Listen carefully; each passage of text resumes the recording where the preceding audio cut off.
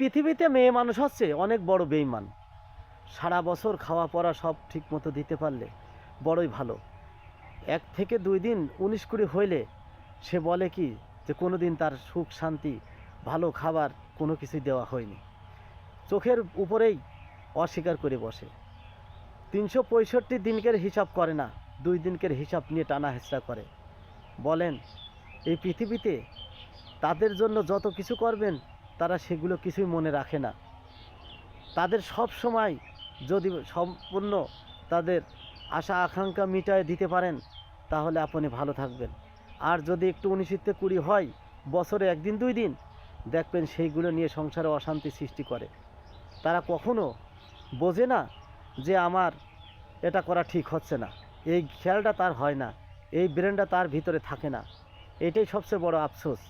তাদের জন্য আমরা কত কষ্ট করি, অথচ তারা সেগুলো মোটেও মনে করে না।